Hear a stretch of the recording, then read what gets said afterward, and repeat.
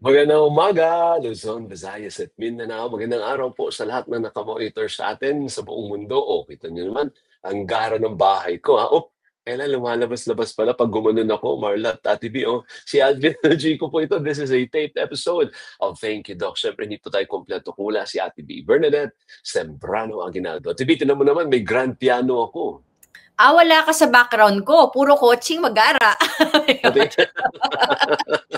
Paano kaya nagawa ng mag-roll Galing virtual na. Kaya lang, pag gumalaw ka pala, nawawala. Bubutas. Mabutas siya. No? Pero pwedeng baguhin ko yan na maya-maya. Nakakatuwa lang yung technology na nagagamit natin yung mga ganyan natin. Gusto mo ba bricks ako? Ayan, pwede ba yan? Ay, ganda. Bricks Pwede, na lang. pwede. Parang okay pala. Parang malinis, Dati hindi yan malinis, lumalabas-labas. Ang galing ng technology. Kahit green screen. Correct. Good morning si Ate B. Taped episode po tayo ngayon pero mahalaga lalo na po sa mga kababaihan kasi maraming naapektuhan nito kababaihan although meron din mga kalalakihan. Pero totoo yan, pero alam ko kapag diagnosed early, highly curable daw tong sakit na ito. Indeed. Oo. So ang pag-uusapan po natin ay tungkol sa breast cancer at kapiling po natin ngayong araw. Isa pong surgical oncologist mula sa Makati Med, Dr. Victor Gosali. Hi, Doc Victor. Magandang araw po sa inyo. Hi, Doc. Magandang umaga sa inyo lahat. Thank you, Doc. At yung nakikinig. Makati Med. Si Doc Victor, you are an oncologist, Doc. Yeah, I am actually the current director of the Cancer Institute of Makati Med. And I am a general surgeon at the same time also surgical oncologist because you cannot lead the Cancer Institute of any cancer center unless you become a surgical oncologist. No? Required. So kaya lang po namin tinanong para malaman po ng ating mga viewers na ang kinukuha nating mga bisita ay mga eksperto talaga sa kanilang field. Nothing against general practitioners, but when we talk of breast cancer, kailangan oncologist. At hindi lang oncologist si Doc, surgical oncologist po siya. So anyway, unfortunately sa Pilipinas, Doc, marami pa rin po ang kaso ng breast cancer. Doc? Number one ba ang breast cancer or is it lung cancer? No, it has changed among female. Has changed already into breast cancer is the number one. Number one na po yung breast cancer. Yeah, diba, in female used to be cervical cancer, lung cancer because of smoking. Now it has overruled and overcome. And breast cancer is the number one now. Yeah. So overall, sa babae at sa lalaki sa Pilipinas, breast cancer din yung number one? Still the lung cancer. Lung cancer pa rin. Yeah, and non-cancerous, no? Like heart diseases and things like that. Opo. So specifically for today, we're going to talk about breast cancer. Gaano ba kalala ang breast cancer incidence or yung number dito sa Pilipinas? Would you say na nandun tayo sa malala o moderate? Actually, o mababaw? Yeah. If you look at the statistics, right, we talk about incidence is based on statistics. So there are two things. One is the worldwide, based on the WHO, World Health Organization data.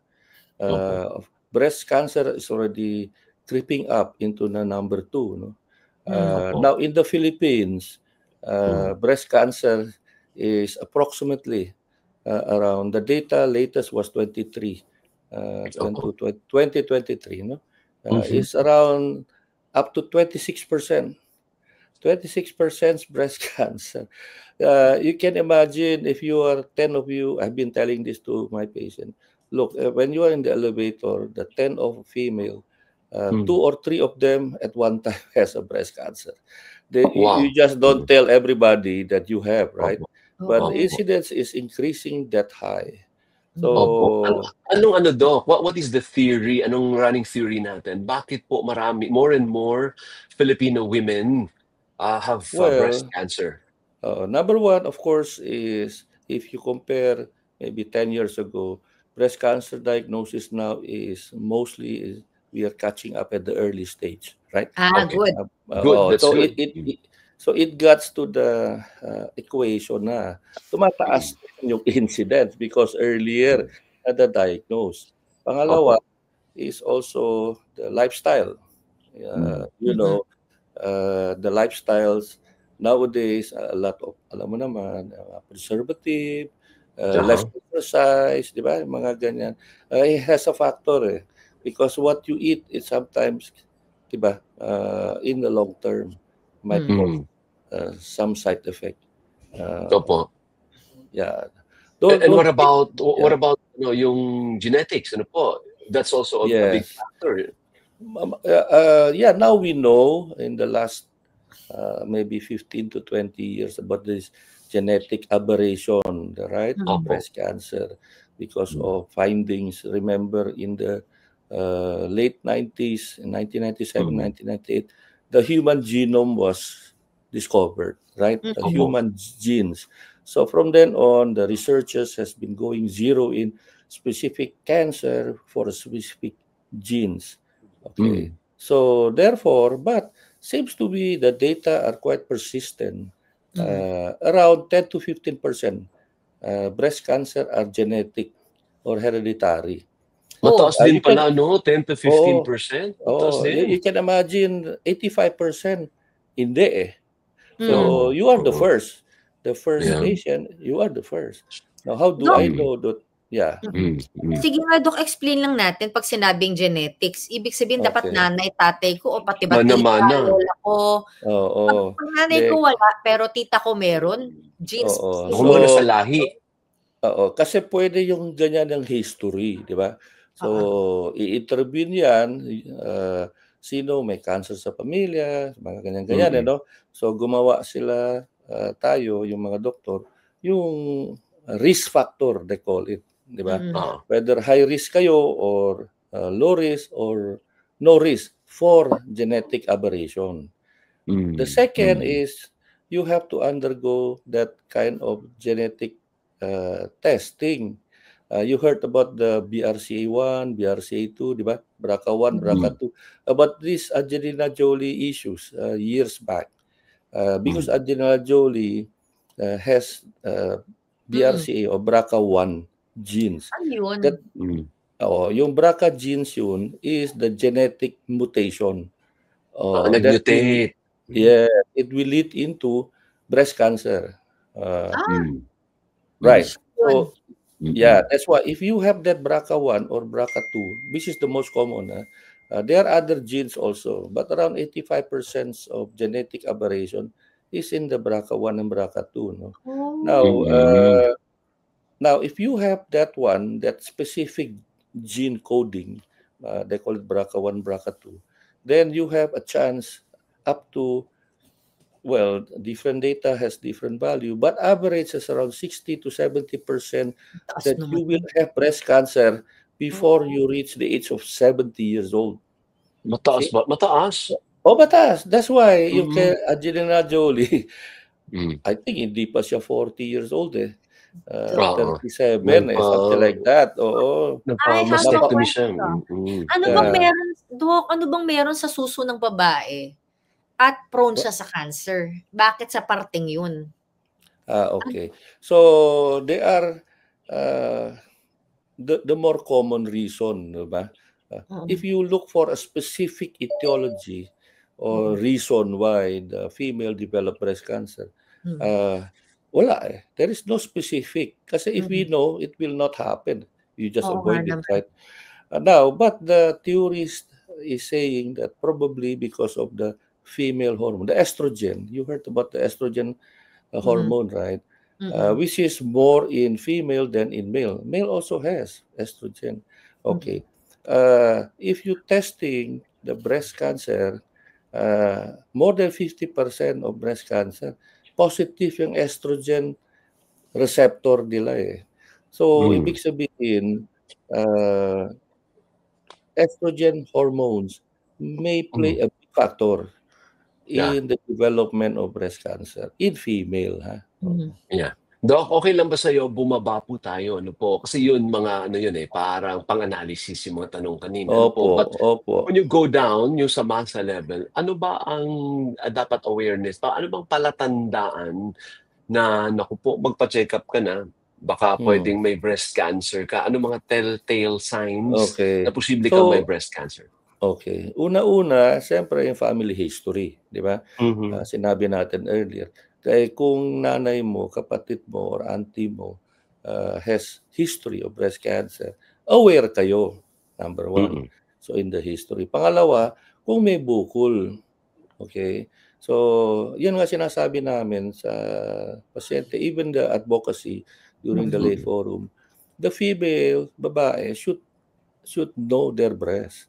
So, ibig sabihin, you examine your own breast when you take a shower, or when you are alone in the room, parang ganyan.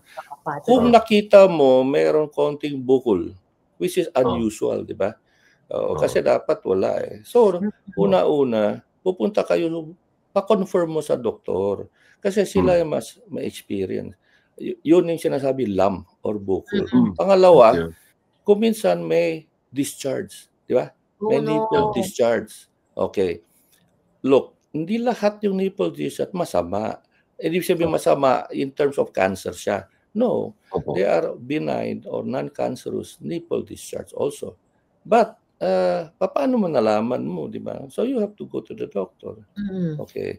Pangatlo, kung minsan, alam mo, for some female, they have scaly skin sa Okay. nipple area. Di ba? Parang dry skin, parang ganyan. Which is not usual, di ba? Kahit nalalagyan mo yung cream, balik na naman. Scaly, alam mo yung scaly, di ba? Yeah, Yung parang dry, parang flaky, mga ganyan. Yung mga ganyan, punta din kayo sa doktor. Don't take it for granted. May pain ba? May pain bang kaakibat? Yun. Kasi common tinatanong nila ito eh. But, Doc, walang naman ako pain eh. No. Breast cancer presentation, yung una-una, bukol o lump. Na hindi Painless. masakit? Na hindi pa Yes. masakit? Yes, Okay. painless. Okay. Hindi masakit. So, yung masakit, usually, not always, usually, baka benign yun. Yung sinasabi yung cyclical, yung hormonal changes, di ba? Before your mens, after your mens, mga ganyan. Pero So, Doc, yes. yung mga, kasi di ba Doc, pag nagpapa-executive check-up po ako, minsan sinasabi po ng mga doktora naman, pag may nakapa ka na, normally daw po, mas advanced stage na yon kasi mas gusto mo yung wala ka pang nakakapa. Makita na siya. Oo. That's why, ina-advocate natin, yung sinasabi natin, yung screening, di ba? Yung screening, bago may nakakapa, bago may problem. Okay. Iba kasi yung screening, iba yung diagnostic. Yung diagnostic, meron na, may problem. So yung screening, bago nakakapa, bago may complaint, yung screening advisable kasi 40 years and older. 40 years old and older. Okay? So tama yun. Kung sinabi nila may bukol na, nakapa na, tapos nakita na sa ultrasound o sa mammography, hindi ibig sabihin masama ka agad, di ba? So, kailangan mabiopsy. Kasi yung biopsy yung masasabi sa inyo kung masama yun o hindi. Tama. So, ibig sabihin, Doc, mas maganda yung screening kaysa sa diagnosis. And when do you start the screening process? As early as what? 40. 40 naman. 40 years. Kahit wala ka pang nakapa, it pays na magpa-screen ka. Opo. But this is, yung normal population. Okay?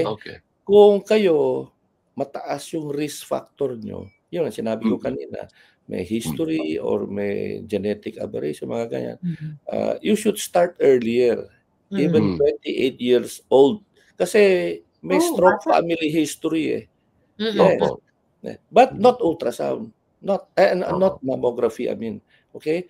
So, punta kayo sa doktor, check nila, tapos probably breast ultrasound or breast MRI.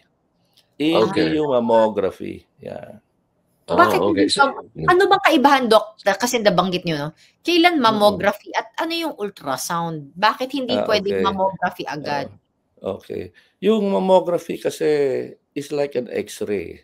It is an X-ray interpretation of the breast. Okay. So may radiation, siyempre, di ba? Although minimal yan. But you do not advise it yearly, di ba? Okay. Because radiation exposure. Now, yung ultrasound, no radiation. Okay? So, but the difference is, ultrasound, kung may bukol na, hindi nila nakita yung the earliest changes. The earliest changes is in the mammography. Okay? Kasi, di pa nakakapa, may nakikita nila yung mga, they call it microcalcification, mga ganyan-ganyan. So, sa X-ray yun, sa mammo. Okay. Ngayon, dito sa Philippines, pag may nakapakang bukol, diba we're talking of stages. May mga stages yan, Doc, di ba? Usually, pag may bukol kang masalat, wala namang pain, ano? Hindi pa namang kalakihan, hindi pa siya nagnanak. May iba nagnanaknak, ano? May sugat na. Anong stage yun usually, Doc, pag may nakapakang bukol? May stage, di ba, kaagad? Oo. So, yung staging of breast cancer is from stage 0 up to stage 4. So, meron yung stage 0, stage 1A, 1B, mga ganyan-ganyan. No? Of course, the earliest is stage 0. Stage 0, ibig sabihin, nandyan lang siya naka-confine. They call it ductal carcinoma in situ. In situ, ibig sabihin, nakita sa microscope, yung bat cell or cancer cell, nandyan lang niya sa ducts. Naka-confine. Hindi pa siya lumabas. Now, once lumabas na, they call it invasive. Diba? Invasive carcinoma. So, umpisa na yon, stage 1, stage 2. Yung sinabi nyo, Alvin, yung nasugat-sugatan na, yun, medyo advanced na yan. Ano yung stage yun, Doc? May 3 na yun, 3 or 4. Oo, correct. They call it locally advanced breast cancer. Kung LABC, locally advanced breast cancer, they are at least stage 3B and up and up. Kasi may 3A, 3B, 3C, and stage 4. Ganyan. Ano yung nag-metastasize? Ibig sabihin kumalat na sa ibang organs? Kumalat na yun, no ba? Stage 4 yan. Stage 4. So pagdating ng stage 4, is there still hope for the patient? Okay. Or there's no turning back? No, there is always hope. And then number 1. Number 2, the treatment of breast cancer 20 years ago, 30 years ago versus now, iba na yan. Kasi dati, naabutan ko na yun. Then 30 years ago, when you see patients in, stage 3, stage 4, di ba tinatanong gaano katagal ba na 6 months, 1 year, di ba? Parang ganyan yun. Now, hindi. Yes. No longer true. Kasi kahit na stage 4, meron siya metastasize, alam mo, sa baga. Okay? O sa buto. O sa out from the breast na yan, di ba? Pupunta sa ibang organ. They go beyond 5 years na. Yeah, that's true. Because a lot of medication, a lot of, it's totally different nowadays. So, that's why when we see stage 4 disease, sometimes binabati ako sa supermarket, pasyente ko. Doc, ako si so-and-so. Ako yung pasyente niya sa stage 4, 5 years ago. Sabi ko, okay. You cannot remember anymore, but it's so happy. They are so grateful. Binabati ka pa rin. Nakakatuwa yung ganun, Doc, because of the advancement. Mahaba yung buhay, pero yung quality of life ba habang nagte-treatment? Madali ba o mahirap? No, kasi depends on the response. Okay, response of patient, di ba? Kasi alam mo, the way we look now at breast cancer is they call it personalized medicine. Hindi na dekahon. Hindi na, treat all, kill all. Hindi ganyan yun eh. So, yung pasyente A, yung patient A, patient B, patient C, different approach. Number 1. Different din yung response. Number 3. kaya niya ba financially? Alam mo, the more you go to the third line, fourth line therapy, they become more and more expensive, di ba? That's Okay. right. Oo. So lahat yun depends on the response of the patient. Yung patient A, advanced siya, but maganda yung response. So, patient B, early stage siya. Kaya nga, pangit yung response niya. Di ba? So, bigla na lang, bakit nawala na siya after 2 years, 3 years? So, that's why I've been telling patients, all my patients, you know, sometimes they get frustrated, they get depressed. Don't. Kami, assignment namin is to give maximum benefit of what we know to treat the patient. But life is different story. Yung may-ari kasi sa taas, si Diyos yan. So, during treatment, magdasal ka din sa sarili mo. Pati ako, dinadasalan ko yung pasyente ko. Kasi, nobody can tell di ba? Kumbaga may elemento ng faith, no? Yung pananampalataya, kasali palagi sa equation. Diba? Anyway, Doc, we have 9-10 minutes left. Ano po? Briefly, talk about the government support. Kasi narinig natin palagi ang PhilHealth na tulong sa may mga cancer. Ano po? Gaano kalaki ang tulong ng gobyerno for Filipinos who are battling cancer? Okay. In 2019, there is a law. They call it NICA law. National Integrated Cancer Care Act. Okay? It was connected also to the PhilHealth. PhilHealth started earlier than the NICA law, what they call the Z package benefit. Okay. That was intended for cancer cases and also some life-threatening cases. Let's zero in on the cancer na lang. Just recently, last year, 2024, the PhilHealth increased the benefit for our patients. Okay. Now, of course, breast cancer ito, we just zero in on breast cancer. Before 2024, the total treatment supported by PhilHealth is 100,000 only. Okay? Which includes surgery, chemotherapy, radiation, mga ganyan-ganyan. Maliit. Nobody can afford it kasi including government hospital, free na lahat yun Okay. Now, 2024, PhilHealth changed and improved it into 1,400,000. 1.4 million. Significant improvement, right? Because now there are new drugs that can be used, kina-cover the PhilHealth. All right. The intention is generally government hospital. Okay. The latest data that I have last May 2025, around 70-something hospital worldwide. Nationwide. But mostly a government hospital, maybe 80%. There are smaller hospital, private, also join. They have to apply to the PhilHealth to be able to join. Kasali ba Makati Med? Okay. We are in the process now applying to PhilHealth to be able to treat, the PhilHealth patients. Okay. But yung 1.4 million yun, divide yun.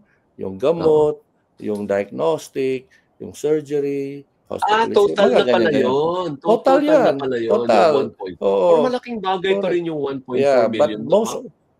But most of that 1.4 M goes to the they call it targeted therapy. The targeted therapy costs close to 1 billion or a little more than 1 million. So the remaining around 300 plus goes to others. Okay? So, but before, hindi pwede yun. Hindi maabot talaga yun. Trastuzumab, they use Herceptin. No? Trastuzumab. Targeted yun targeted therapy. Gaano katagal po yun, yung treatment na ganun? Yung, kunwari isang cycle, may makitang bukol. Gaano katagal yung gamutan, Doc, para masabing gumaling o aantayin natin gumaling? Okay. So, yung surgery, straightforward yan, di ba? So, yung second is chemotherapy. The chemotherapy, usually around 6 to 8 cycle every 3 weeks. Now, magkano yun per cycle? Depends on anong gamot gagamitin nila. So, saan naglalaro? Para just to give us an parang idea. may idea. In the private hospitals, is maybe between 30 to 40,000 per So session. 30,000 times 8. Kasi 6 to 8 like sessions kamo, no? So 30 times something like 240. that, no? 240,000, more or less. That, more or less yun. Depends naman kasi kung ano klaseng hospital din sa private. Sa gobyerno, sa government hospital, I think is a different story. Okay? And then, yung bahaling trastuzumab, yung trastuzumab of targeted therapy, you will be given for 1 year. For 1 year. Kung positive. And around 17 to 18 cycle yun. Ayun na mahal yung gamot. Okay? So, up to a year. Now, kung radiation therapy naman, usually around 16 to 32 session. Wow, mahaba. Oo. But depends naman, Alvin, kung saan siya, kung anong stage niya. Kasi kung early stage siya, baka hindi na kailangan mag-radiotherapy. Surgery alone is enough. So, depends pero, naman. Doc, hindi po option na hindi ka kasi may mga iba ang paniniwala naman nila, baka mapadali ang buhay nila if they undergo radiotherapy. Ayaw nila chemotherapy. Hindi po tama ang ganyang mindset, Doc, ano? Kasi wrong naman. Mali talaga yun. Kasi the treatment of cancer, whatever, breast, liver, colon cancer, whatever, it is a multi-specialty. Diba? You get the maximum benefit. Kasi it has been studied, proven. Kasi yung sa atin, sa our field is evidence-based. Evidence-based. Yung iba kasi pumupunta sa alternative medicine. Totoo yan. Oo. Pero Doc, sige, kung prevention, may magagawa pa kami? Actually, pati mga lalaki nagkaka-breast cancer. Para maiwasan ang breast cancer, based on statistics naman, ano yung pwede namin gawin para labanan? In general, is number one, avoid, being obese. Okay. May factor yung weight. Being obese, yes. You know why? Because the estrogen hormone is also stored in the fat tissue. So therefore, lifestyle, eating mo, avoid fatty food, oily food, diba? Number one. Number two, exercise. Kasi when you exercise, you feel fit and your hormone, improves, diba? Your well-being. And then, of course, early detection, diba? So when you feel something, even though you don't have anything, it's better to know that your doctor say, you're okay, wala na, don't worry, I'll see you after 1 year. Better, diba? So those are preventive measures. Meron ka bang suggestion na parang iwasan yung mga pagkain? There was a time na parang marami daw hormones sa mga pagkain. About the chicken, injection ng hormone which can cause. Totoo ba yun? Yung mga ganong that's sinasabi? True. Yeah. Kasi it has been studied. We always want the bigger the chicken, the better. Kasi more. But actually, you do not know. They are given injection, usually hormones. So totoo to? Yes. Oh my goodness. Ang dami pa naman yun, Doc. Ang daming chickens sa supermarket. Palakihan. Correct. There is no specific brand or, siyempre, yung mga ganyan, we don't know, no? But as a scientific basis, yes. Because that will, you keep on eating it throughout the years. Slowly, it will be stored in your cells, di ba? The same when you eat fish, contaminated na yung radioactive. Sooner or later, nasa store sa cell mo din yun. So, paano, Doc? Anong parang... vegetarian na lang ako. Hindi man. Ibig sabihin, sparingly ang pagkain mo ng mga ganyang I think you choose what you eat. In moderation, and anything in excess is bad. And also mga fast food, Doc, no? Anything processed, may epekto din pala sa dulo, no? Pag na-accumulate sa katawan mo. Yes, that's true. That's very true. Yeah. And stress, whether you like it or not. Whether you like it or not, stress always has a factor in many things. Opo, and even the lifestyle, the number Correct. of hours of sleep, the Yes, yes. smoking, the Right. drinking, yung inabuso mo yung katawan mo, Doc. Correct. Agree. Yeah. So Tama yan. kailangan mo iwasan ng mga ganon. Anyway, before we go, can you talk about your Cancer Institute? Yung Makati Med, merong Cancer Institute kayo dyan, Doc. Ano yung Cancer Institute niyo? Well, okay. Well, we started officially 2011 as a cancer center. A cancer center pala, hindi Cancer Institute, sorry. Initially, Cancer yeah. Just last April of this year, we transformed it an institute, Cancer Institute, they call it. Okay. But the treatment and the coverage are similar. So what do we have? We are the first DOH accredited of Cancer Specialty Center. After the implementation of this NICA law, the private hospital are being visited, in order to meet the standard of what the cancer patients can seek their help. And Makati Met was the first to be accredited 2 years ago. And then, what do we have? What makes us different from the other? Number one, of course, is the equipment complete.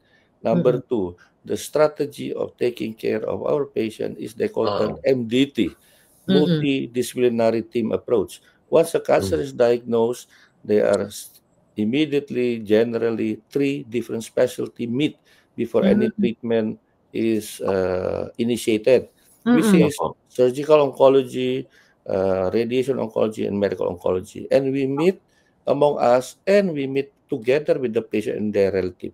So it's an open session. It can be face-to-face or it can be through Zoom. It's a two-way. The patient can ask what they question, and the doctor can explain further. Okay. So ang difference nun, pag meron kang institute, parang specialized, no? Parang kumbaga, anong world-class treatment, nandun na yun, kasali siya dun. Right. Yes, we have. Yes. Go ahead, actually, we are having an MDT, they call it multidisciplinary team meeting between around 25 to 35 cases a month. So it's quite extensive, no? And then we also have called the genomic division. This is what you were asking earlier about the hereditary. So it's by appointment. We have provide that because the doctor who are in charge of that is a geneticist and medical oncologist at the same time, the same person. So okay, the other, of course, the other equipment, no. So tomotherapy, a PET CT scan, and make us different. We have what we call the second opinion consultation with UC Davis Comprehensive Cancer Center. Okay. Now, University of California. Yes. UC California Davis at Davis Comprehensive Cancer. He is the one of the top 50 cancer. Ano ito sa listahan nila yun di ba they rank top. Of course, the number one is MD Anderson, mga ganyan, no? Stanford, and UC Davis belongs to one of them. Okay. We have that agreement in the last 5 years. So our patient who wants to seek second opinion consult by the expert in the US, they don't have to go there. We can connect them, and it can be through Zoom or through. Very good. Yeah. Live ito. And then may interaction, kumbaga. Yes, or if not, the written report. Pwede din. Tapos dito na rin po yung treatment, Doc. Kunwari may in-advise po yung partner sa abroad. Correct. Sabihin, ito yung protocol. Dito na rin gagawin. Generally, we have naman lahat Ayun. So, Doc, at siguro, yung importante rin, yung support group. Meron rin ba? Yes. Psychologically, mahirap din. Yes, we have patient forum, lay forum, patient support group. Yes, we do. And we also have pain and palliative division for some patients who are in the terminal stage, and then we also have survivorship. We do not only treat, we follow our patient beyond their treatment. Yeah, they are free of cancer, but we follow them up. Okay. And then we are in the process having, they call it the e-diary, electronic diary, that the patient can communicate with their doctor and the administrator 24/7. Makati Met ito, Makati Met Doctor. Okay. Yeah. And we will end with yung question na, once you are parang wala ka ng cancer, talaga bang nagkakaroon ng cancer-free, Doc, pag naagapan? O at a certain point in your life, it is going to go back? This is usually that we tell our patient. Once you are diagnosed with cancer, you should have a regular checkup. There is a such thing of they call remission. Remission, you are free of the disease. But we have seen, and it has been proven in many times, even beyond 20 years, the patient sometimes have a recurrence. Okay. So study shows, usually the study, we follow up our patient the first 2 years, first 5 years, first 10 years. Yun ang mga data, di ba? So when you say, oh, you are free of cancer, you are stage 2 disease, for example, in the study, 5 years, they are 85% of patients free of the disease in 5 years. How about the 15%? There should be a possible recurrence. So it should, palagi sinasabi natin sa pasyente, meron ba yung talagang free until the end of the day? Yes, meron. Pwede. But meron pa, early siya, halimbawa, stage 0 siya, after 3 years, naging stage 4 siya. Yes, meron din yun. So, wala talagang exclusivity. Yung kailangan lang sa pasyente natin, regular check-up. Diba? Kasi kung in case may nakita masama, ma-abort ka agad.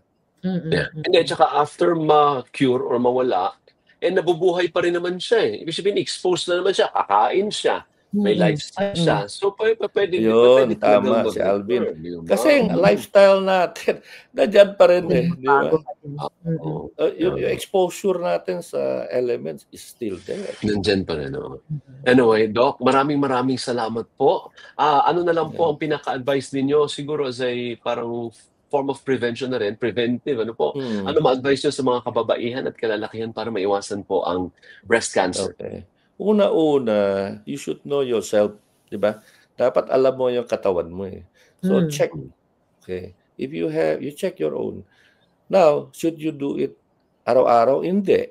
Kailangan, kung kayo pa nagme-menopause, better to do it.